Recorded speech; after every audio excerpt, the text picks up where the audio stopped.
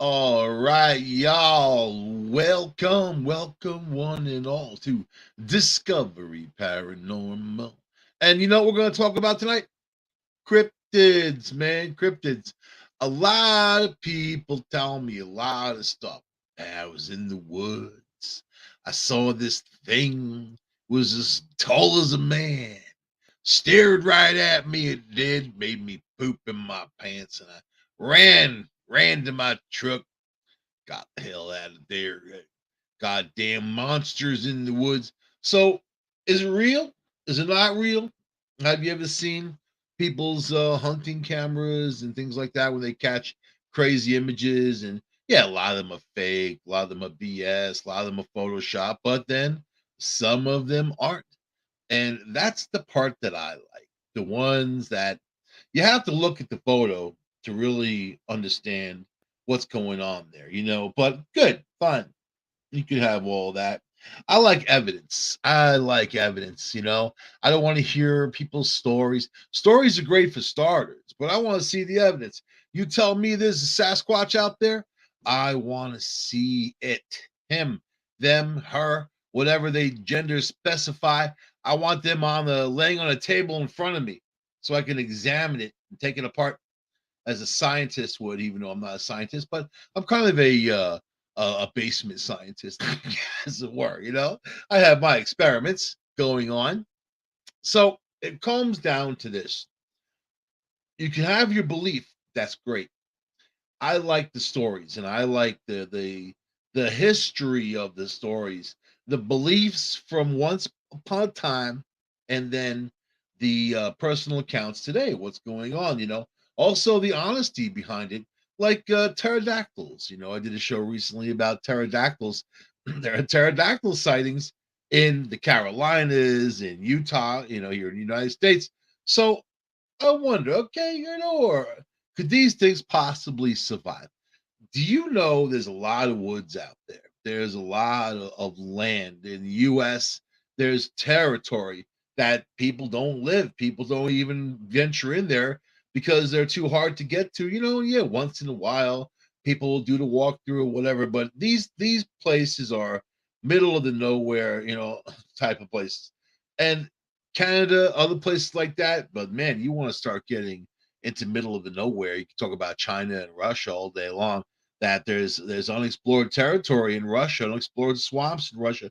So if you can't say it doesn't exist until you know it doesn't exist. And for the people that science, this is the funny thing about cryptozoology. There are scientists on one side that consider themselves mainstream scientists, and they don't want to believe anything paranormal. You say the P word to them, and they giggle like a schoolgirl, and that is really concerning. If you want to go forward in your research, man, you can't really start dismissing things without knowing what you're dismissing and looking into it at least. So you go by the personal accounts. Person was driving their car, they see a pterodactyl flying up in the sky. Well, yeah, they don't know what the hell they're looking at. There's not a bird, you know. Is it someone's drone? Yeah, there's lots of drones around. There's drones that look like ghosts. There's all kinds of stuff. These people observed a living creature, heard it, looked at it, saw it, described it. So yeah, there can be communities, little small communities of pterodactyls. Sure, there can be small communities. I don't know about the Bigfoot. That kind of gets me, because you really, for something like that, if they're all like humans, their reproductive rate, you know, uh, you can't just have a couple of them hanging around. You would have to have a community, right? It takes a Bigfoot village. For the people saying that they zap in and out of time and whatever, you can hang that on the railing outside and let it dry, man, because that's really stretching it to say Bigfoot's a time traveler. You know what I mean? I mean, like, I try not to mock people, but I know some people are really screwed up, and people, the flat Earth people, the, you can't convince them that the Earth is round, or at least oblong. You can't convince them of it. They they don't believe in whatever. You can see pictures of it. You can see pictures of planets out there. Everything's round, round, round, round, round, round. But they don't believe it, right? So there's always going to be people like that. There's always going to be people that, for whatever reason, whatever the problem is going on inside of them, is kind of uh not letting any information in. You know what I mean? So that's fine. Don't waste your time. Don't waste your time. I know people argue with these people all the time, and don't waste your time with people like that because they don't get it and they're not going to get it. And if they did get it, it doesn't matter to begin with because who cares? Who cares? Are they making rules for the world? No. There are people hiding in their basements thinking the earth is flat. That's fine. But on this show, we're talking about animals, humanoid maybe, but animals that may or may not exist, or creatures, monsters, even dragons, because these are the tales that are told by people. So whoever like read the scientific trades when it comes to any kind of zoology, any kind of animal species, right? And you always see this one every once in a while that they're in a cave in Chile and they found a species of whatever that they knew was extinct. It had to have been extinct, but yet there it is, thriving, doing okay, away from people, thriving, doing okay. So you do have the opportunity of that type of situation, right? And then they're always finding bones to this and skin to that and whatever. Do you think that they're that far along? I don't think so. So anyway, when you talk about the water, I live near some Finger Lakes by the Great Lakes, and of course Seneca Lake was known for they had their own version of Loch Ness monster, and so does Lake Champlain up by New York Vermont border.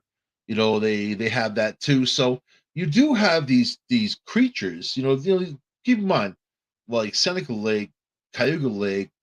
They're just they're about 30 miles long, 35, 36 miles long, but they're deep. They go 600 feet deep, maybe deeper in some places. Right? These are glacier lakes. These are formed by the glaciers. The glaciers started receding. They're 12, 13,000 years ago. Do you think that there are creatures like a Loch Ness and Loch Ness monster? They already found a creature like that in the ice that thawed out up by the North Pole, you know, and it has the long neck, it has the big body. So they're they they identified what that is, and in the United States of America back in the day, there was woolly mammoth, all that other stuff going on. There was giant sloths. This was all basically at the end of that ice age. So who's to say that there wasn't one or two or three of these creatures left? Plenty of food, lots of water to swim in, especially if you get into the Great Lakes.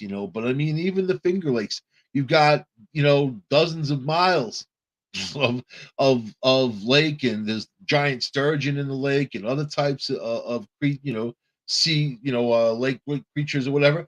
But the big story with Seneca Lake was they were doing this. They had the paddle boat. They used to go from the south end of the lake to the north end of the lake. They still do, the dinner cruise and that type of thing. Actually, really cool to take it if you want. People in one of these cruises had started seeing this creature that was kind of pacing the boat. They saw its head coming out of the water.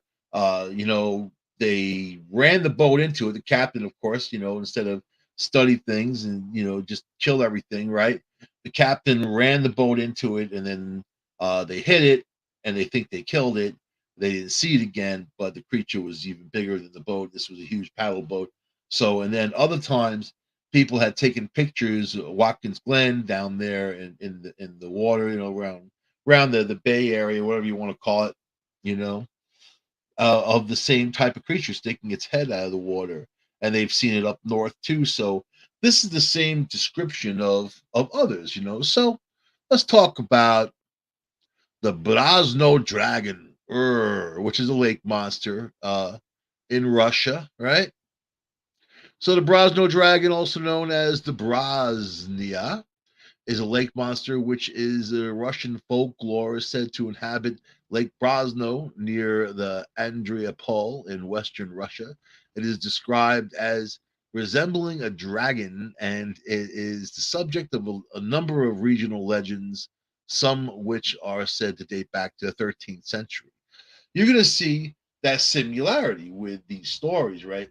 Of, yeah, these are all lake monsters. They all sound the same. They all very basically look the same, and the stories all come from the same thing, especially, if they can live, if they're nothing's hunting them, they have all the food they want, and they can live for God knows how long, you know, why not? I mean, it makes sense, right? So, how about the Cadborosaurus, right?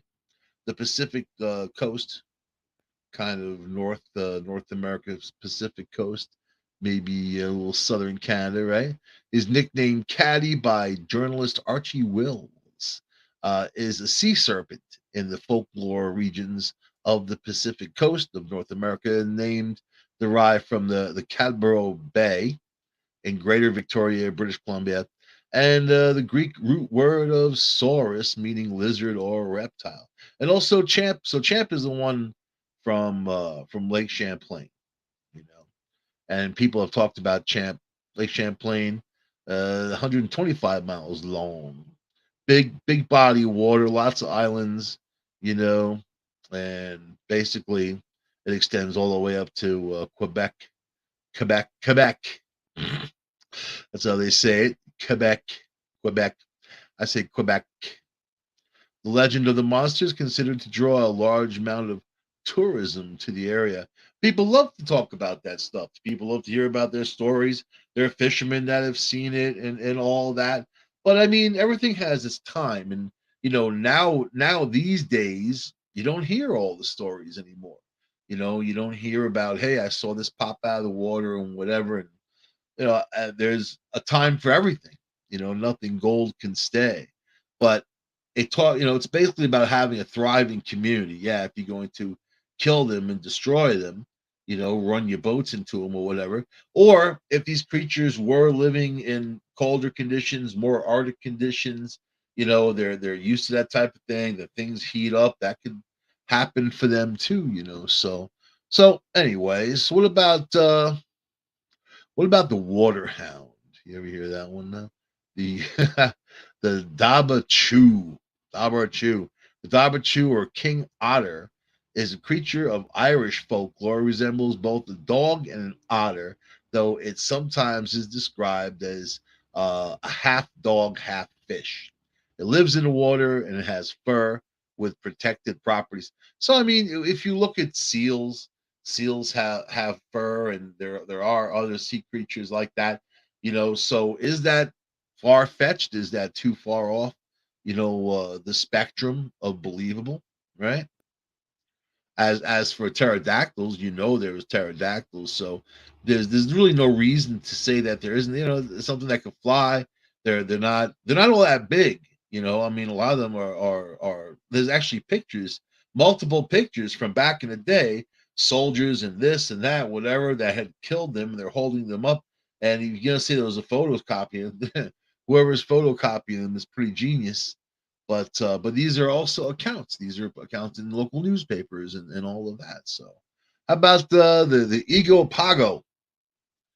Not like Iggy Pop. The Ego Pago is a lake monster, which is in Ontario, Canada, right? And it is a mythical creature said to dwell in Lake Simcoe, Ontario. The creature's name is based on the Agopago of Lake Akawaga. British guy, whatever. And there's also a title of a 1952 book, I Go Pogo. I like that better. A slogan after mentioned, let's see, whatever, about the monster that came out and grabbed people. A lot of people talk about that too, these things grabbing people, but you don't really hear about too much of that. And you got the Issy, Japanese lake monster said to lurk in Lake Ikeda in Kyushu Island. It is described as being a saurian in appearance. The naming convention is basically basically the Japanese name for Nessie. So Issy, Nessie, that type of thing.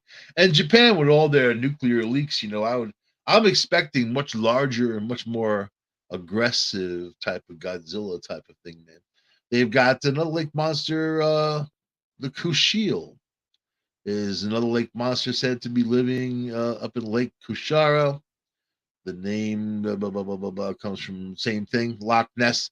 They all look the same. They're all identical. The drawings are the same. They all look the same. How about the Loveland frog? Go in Ohio for folklore. You got the Loveland frog, is a legendary humanoid frog described as standing about 4 feet tall, allegedly spotted in Loveland, Ohio, in 1972. The Loveland frog legend gained renewed attention when a Loveland police officer reported to a colleague that he had seen one. That sounds. So, I mean, I like it when the cops are on the stick and they're like, I saw this thing, I don't know what it is, blah blah blah. Usually they shoot everything, tase that frog, get a hold of it, man. Let's see. So the police officer reported to a colleague he had seen an animal consistent with the descriptions of the frogman. Yes, I've seen that animal consistent with the descriptions of the frogman, 4 feet tall, ugly. I'm definitely sure. I'm sure it wasn't Danny DeVito. It was definitely a frogman. He said, "Ribbit, ribbit," very clearly. Made a deferred action though with his fin, so I had to shoot his brains out. After a reported sighting in 2016, recently, just round the block, the second officer called a news station to report he had shot and killed the same creature some weeks after the 1972 incident, and I identified it as a large iguana. It was a large that was missing its tail.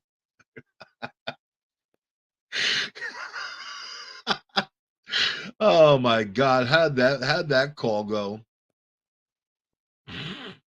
Shots fly. Shots fired.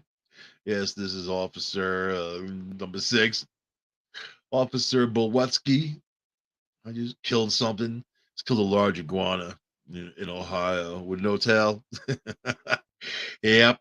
Okay, officer. I mean, how many did you have tonight? That's people don't believe you.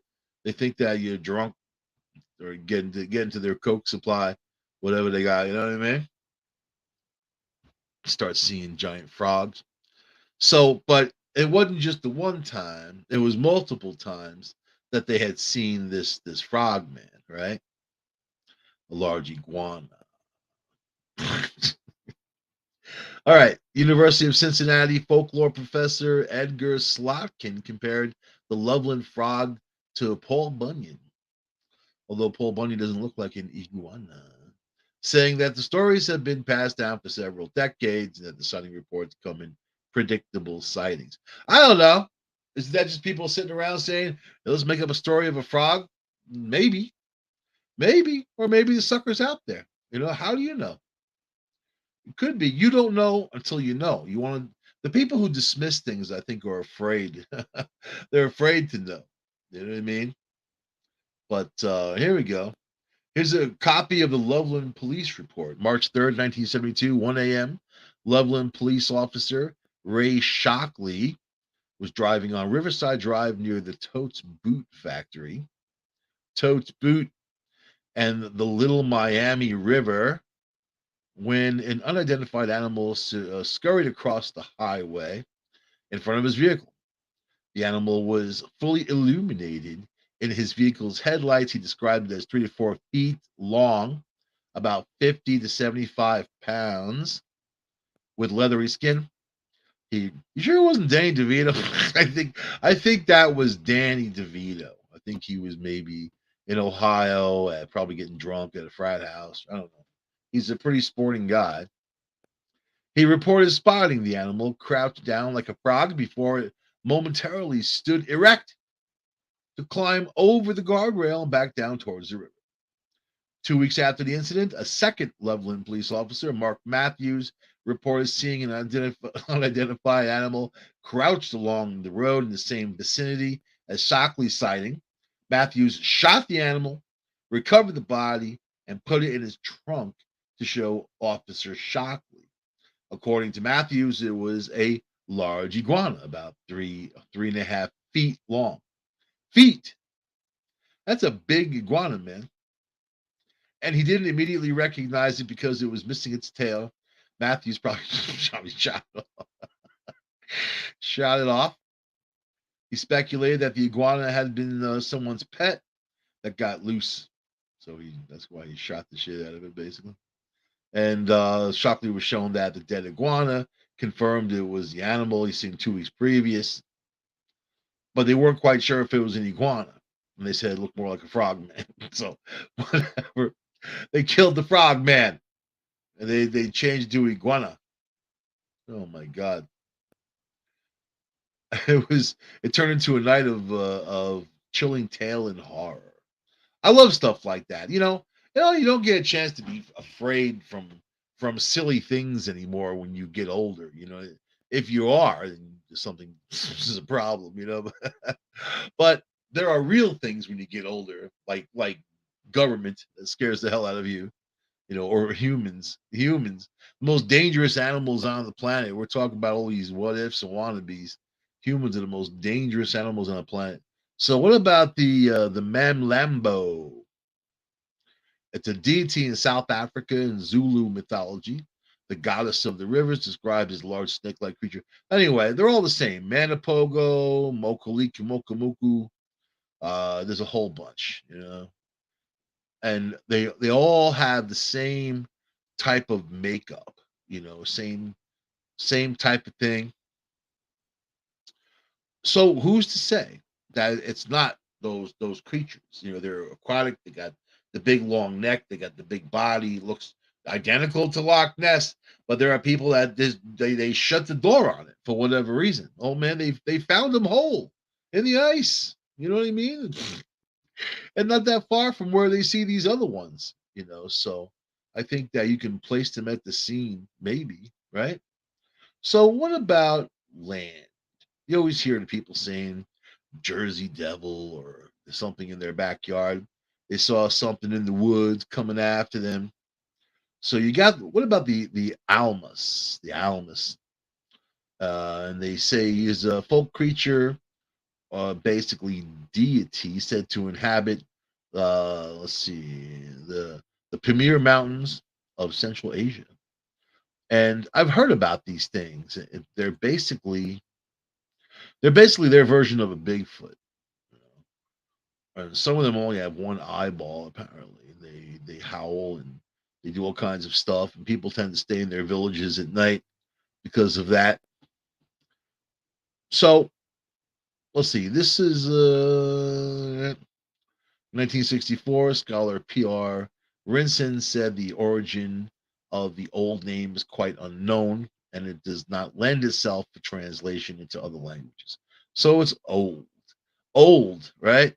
The name is connected to a variety of places in southwest Mongolia, including the Almasin Dobo. If you're gonna find some kind of Bigfootish type of Yeti type of thing, that's one place to find it, right in the middle of nowhere, where they can go and do their business. No one's around bothering them, right? I envy that, man. You know what I mean? So anyway, so this is description. So basically, yeah, it's a man beast. You know, they're told that it has a face flat like that of a human being, and that it often walked on two legs, its body covered with thick black fur, and its feet armed with enormous claws that could strengthen. That its strength was terrible, and that not only were hunters afraid of attacking it, but that the inhabitants removed their habitations from those parts of the country where it visited. So it's changing. It's not just a story. It's something that is prompting people to not want to be around there, or hunters with weapons are going out to hunt and they're afraid of this thing, right? Although fear is the mind killer. You can scare the hell out of people. Fear Here's the funny thing: fear stops people from doing things, and much of the time, the fear is unfounded. No reason for it, but yet they have it, and then things can shift and shape past that. So, but they also call this the Chuchana. Chuchana, I like that. That's my new radio name. This is Chuchana. This is Chuchana with you on WXOXOX. Wild man, they called him, and also Yeti. So here's your Yeti. Here's your wild man. We call them rednecks here in the U.S., but here they are, right here for you, right? And all these different countries. So it's Asia. What do we got? The Middle East. You got the Barramanu, humanoid, primate, cryptid. Same. You got what is this? The beasts of Bodmin Moor. This is a phantom wildcat purported to live in Cornwall, southwest Britain. And the sightings after 1978, with occasional reports of mutilated, slain livestock and alleged panther, leopard like black cats in the same region. You think that cats can't live in places like that? Of course they can, especially England. That's a perfect place for them to live. Really, technically speaking, aside from any kind of global climate activity, England doesn't get old too hot or too cold. Not usually. And then it's got a lot of forests, the dark forest, like you watch Harry Potter, they got that rolling hills and these lakes. Who the hell knows what's up in there? English people don't want to go in there. Your average English person doesn't want to go there. They'll go there if there's a pub. If you tell them there's this haunted forest called the Black Forest, where people go in there and they die. Terrible thing, hang themselves on trees, and they find heads everywhere. But this great pub, they're like, oh, let's go. There's a great pub. Let's go. You know, and then everything else gets put. If you know that the pub business. But same thing about, all right. So you got the Beast of X, but you got that was the big cat, but Bigfoot, all throughout the United States and Canada. But the one constant, if you can't really totally dismiss Bigfoot, big feet, because too many people talk about them. Then, if you start putting the stories together about these giants, not far from where I am is Spanish Hill in Waverly, New York, borderline Sayre, Pennsylvania.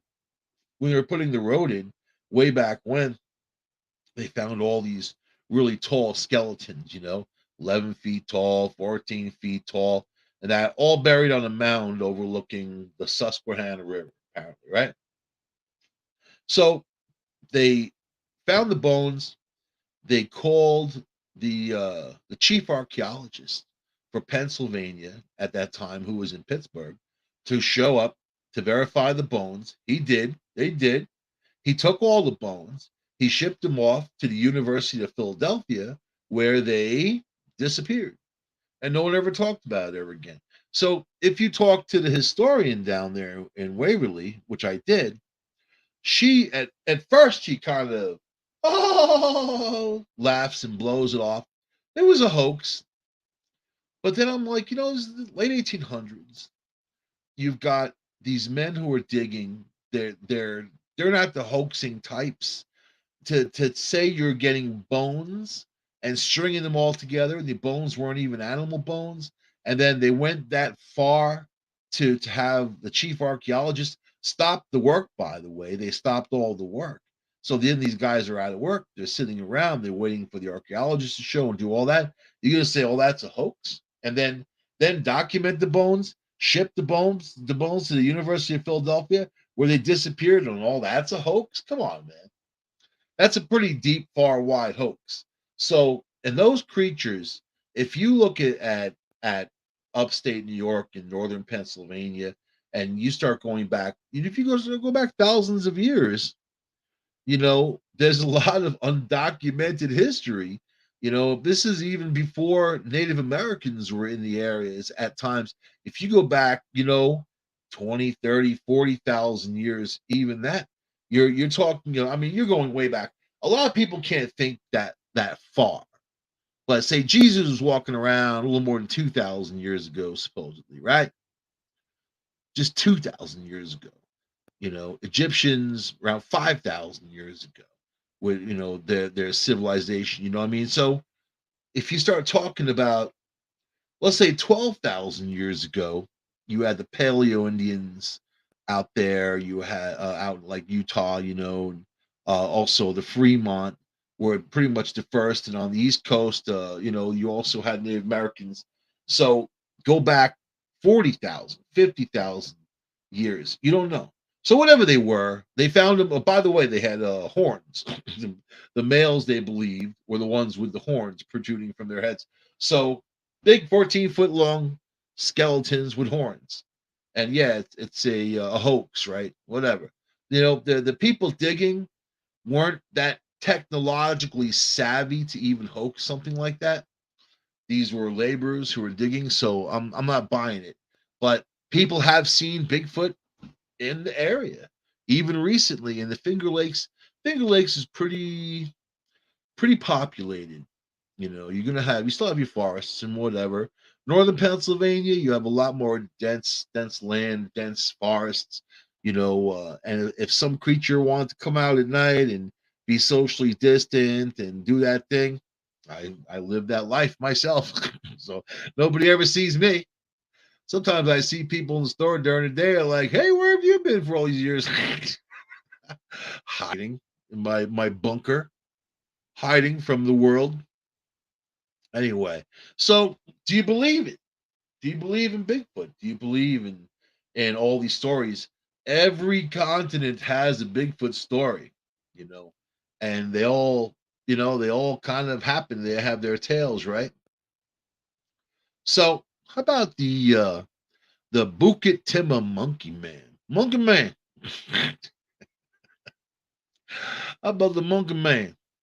Let's talk about the Monkey Man for a minute. All right. The Bukit Timah Monkey Man, commonly abbreviated as BTM or BTMM, is a legendary creature said to inhabit Singapore, chiefly in the forested Bukit Timah region. The creature is also cited as a forest dwelling hominid or primate and is also accounted for being immortal. However, its exact identity remains unknown and its existence disputed, right? So you have an immortal monkey man. Immortal monkey man. Alleged sightings of the animal are rare. Records mainly come from Malay folklore, accounts from Japanese soldiers in World War II, and occasional unconfirmed reports from local residents. World War II, those guys had to comb through all those tropical islands and do all that stuff and into the woods and all these other places, man. You're going to run into some stuff, you know? Stuff because people had no reason to go in there before, right? Because the stories of the monkey man. So like, I'm not going in there. That's where the monkey man lives. They going in there, going there with a banana, trying to catch that big bunch of bananas, one of those cages. That'd be me. I want to capture stuff, man. I want evidence. If I do a paranormal investigation, I have ghost pictures. I have EVPs. I have pictures you can't dispute. I have EVPs you can't dispute. And I can prove the evidence. Also, a lot of these people are here scratching the wall and they don't know what's going on. That ain't me. So I need evidence. For me to go forward, I need evidence. I am the evidence king. I don't want to hear anything else. I love psychics. I love mediums. I take them with me all the time. Hey, man, they even give you different directions to go in, but I want to see them. I want to see that shadow figure. I want to see that apparition. I want them to manifest. Hey, if you're going to manifest, you may as well do it now while people are there to talk to you, because most of the time people aren't there to talk to you. Most of these spirits, they gonna just float along, do their thing because people aren't there to talk to them directly. Now they have an opportunity. So that's me. Anyway, I need the evidence. So if you're gonna show me something, show me something. Oh yeah, yeah, Bigfoot, Bigfoot. No, no, no. I want to see you. You were hunting and you nailed that sucker. Nailed him. You don't have to kill him. Just shoot him in the ass. Get him in the thigh. Bigfoot ain't going anywhere. You know what I mean? So I mean, like, does that sound terrible? It's not, because it's scientific research, for God's sakes, and it would dispel a lot of stuff. And yeah, maybe it's missing links or whatever the hell it is, or maybe some kind of species of ape. Well, yeah, a lot of people think so. You know, lots of people think so. So, but the fact of the matter is, we don't know. I was raised on Long Island, where all kinds of stories were coming out of the governmental facilities on Fisher's Island, Gardner's Island, and also all these other places where they did these experiments, biological warfare, or whatever. We all knew that. People talked about that for years and years and years, and then, oh, yeah, maybe something escaped. They found something washed up on the beach, and, you've seen pictures, maybe. You can look it up, look up the Montauk Monster and all this other stuff. You'll see these pictures. People say, "Oh, it's probably a dog and it died in the water and washed all of its fur off and that type of thing." Maybe, I don't know. You have to determine even if that could happen, you know. But whatever. I'm just saying that there's weird stuff out there. Weird stuff out there. You know that? Not just on the Lower East Side of New York City. I'm talking about out there. So what about the Elwich? Am I saying it right? Elwich. Elwich. God damn it. The Elwich, or plural, Elwich, or Elwitwichen, some Germans. That's German, is a bird-like legendary creature which is reportedly found in southwest Germany. There you go. Especially in the Palatinate. The Elwitwich can be seen as a local equivalent to mythical creatures of other regions. But it looks like a big rooster, right? Giant German cock monster running around pecking pecking people. I want to hear the story behind this. There's too many of these to have fun with, man. I gotta boost my show to 2 hours long because things are getting there. Let's see. I want to hear about people's appearance, origin, and descendants. The Elwer Twitch is a fictional creature that supposedly inhabits parts of Germany. It is described as being a chicken-like creature with antlers. Chicken with antlers. You see that every day, don't you? It also has scales instead of feathers. However, it is said that their wings are of little use. That is why they live mainly in the underbrush and under vines. Sometimes the Elwertwichen are depicted with antlers of a stag, and their beaks often appear to be very long. In the second half of the 20th century, artists increasingly portrayed it as, well, the female by adding breasts. Ooh, Elwood twitching, got the big boobies. Yeah. That's so then you start getting into weird stuff. So Elwood twitching supposedly originate from crossbreeding chickens, ducks, and geese. None of them have boobs. Uh, Chicken breasts, yeah, with mythical wood creatures like goblins and elves. Well, there's your boobs right there. Even, let's see, being a fowl, they naturally lay eggs, which is a result of descending the forest spirits, grow during breeding season. That's Germany too, with the woods. Yeah, there could be some Elwer twitching with big boobs out in the woods. You don't know. You just don't know. You know, what about this? The fuck monster, it's known as the Boggy Creek monster and the Swamp Stalker. Is reported to be an ape-like creature similar to descriptions of Bigfoot that was allegedly sighted in rural towns around Arkansas. So yeah, you got that. You got the Honey Island swamp monster. Or is that Louisiana? The Honey Island swamp monsters. Probably Joe Montaldo out there in the woods looking for mushrooms, man. Whatever. Some Louisiana cooking, man. Let's see, also known as the Cajun Sasquatch. No. What? Cajun Sasquatch. You think there's much of a difference between the New York Sasquatch and the Cajun? Leave me alone. That French Canadian. French Canadian gets down there to Louisiana. Got that Creole Sasquatch. That's funny, man. Honey Island. It sounds so nice, doesn't it? It probably isn't. It's probably a fucking nightmare. I don't know. Lizard man of scape or swamp. I know some subway workers, man, that swore. They swore unto me at 7-Eleven, 3 o'clock in the morning, where I heard all my cool stories from people, that they saw a lizard man in Brooklyn, New York City. These guys would like dig out the subways or dig out the sewers, like they ran that kind of equipment. So they had to block stuff off and drain things and whatever. My friend's dad was running a backhoe. He drained Prospect Park in Brooklyn, and as you know, to do work, and as they were draining it, the lake there in Prospect Park, all these heads started bobbing out of the water because I guess the mafia was pretty busy putting cement shoes on people and dumping them in that lake.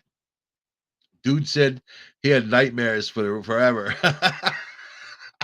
Imagine you're sitting there watching. First, you got to wrap your mind around it. What am I seeing? You ever go through that before? You ever have to wrap your mind around something like, what am I seeing? And your brain is trying to put it together with all the other knowledge that's collected over the years, and it just can't quite do it. And you realize you're seeing 40 something heads, 40 over 40 heads floating in the water, skeleton type of thing, and or heads and different types, probably different types of degeneration of head. Yeah, so that's New York City. When people think that stuff only happens in these areas, you know, in the woods, the cities are the best place for these creatures to live, these cryptids, because they can get around easy, lots of food, and nobody would even look at them twice. People don't judge them. Yeah, probably your average person walking on the street scarier than any Bigfoot that's down there. How about the Michigan Dog Man? Woof. Michigan folklore, the Michigan Dog Man was allegedly witnessed in 1887 in Wexford County, Michigan. The creature is described as being 7 foot tall, blue eyed, close enough to see its eyeballs, amber eyed, either or, one or the other, bipedal canine like animal with a torso of a man and a fearsome howl that sounds like a human scream. So that's Michigan right there. Yeah. What about the giant earthworm of South America? Have you heard about that? Uh, the Minicaco is a creature from Brazilian folklore. Now, if you tell me Brazil, all you gotta do is say South America or Australia, and I'm gonna automatically believe that there's something gigantic that could kill you. Because that's their normal. You know what I mean? You know, in the Amazon River, they've got these little creatures in the water. If you're male, female too, but mainly this affects the men. You're not allowed to pee off the side of the boat. They actually give you a screen to use because these little buggers will swim up the stream and inject themselves in the penis, and they have these spikes that go out, and that's how they plant their eggs and whatever in the guy's penis. And the only way to get it out is to pop, cut that sucker right off. Just to let you know. Don't pee off the side of a boat and on the Amazon. Just to let you know. And peeing in the water is like a human right. You know what I mean? Like I couldn't wait to go to the beach to get in that water. Yeah. You know what I mean? You see a lot of people getting in there and they kind of pause for a minute or so. They got that face. I don't know. I'm just figured I'd share that with you also.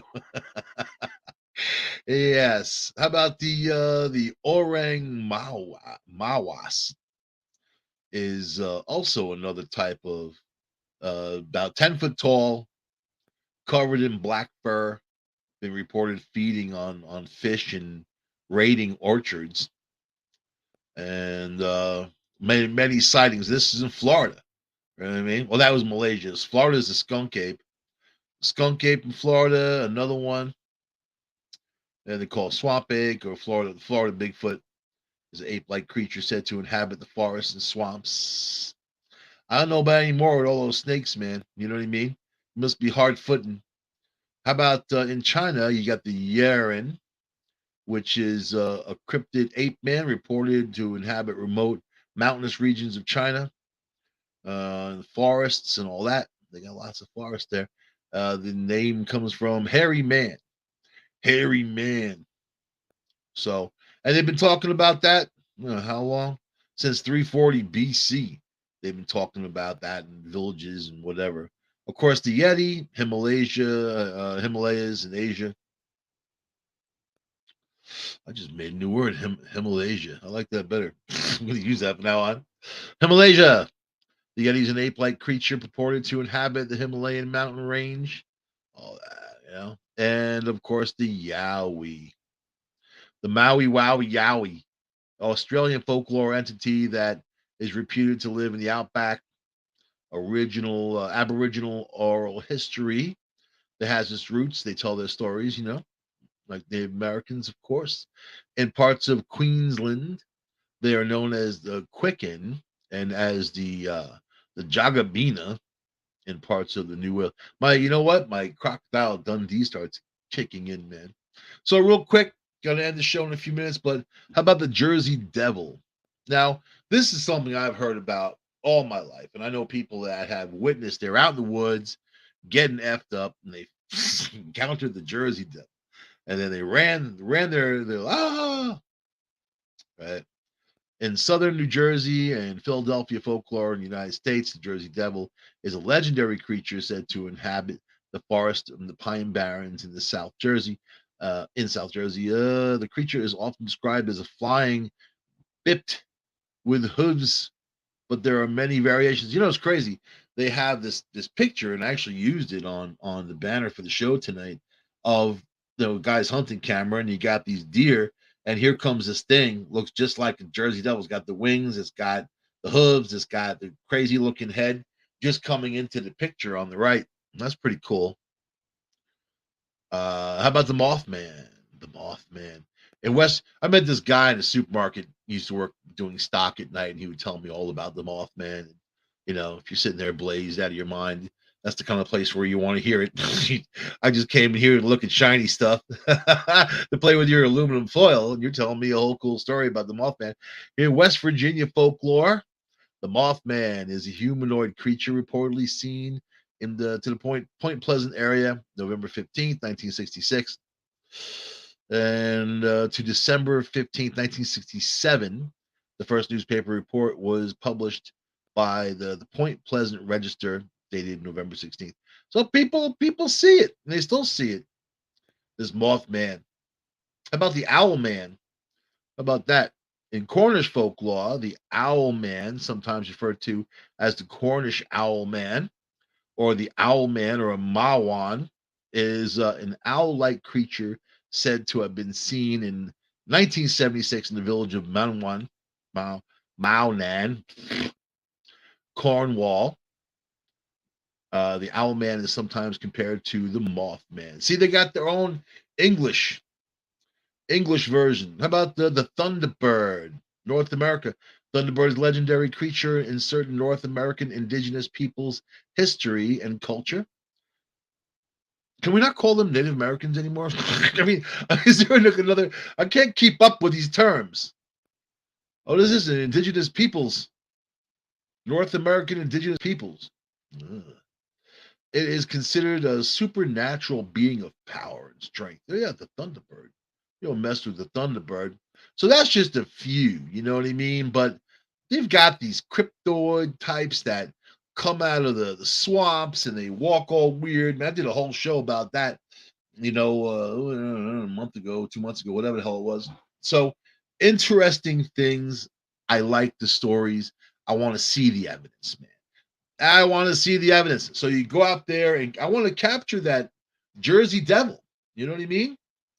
Just go get like a hoagie or a sub, whatever they eat in New Jersey, a hamburger, some kind of cheeseburger, double, triple cheeseburger, right? With some fries. If you're the Jersey Devil, what are you going to eat? You're going to go to Wendy's, of course, because you're the devil.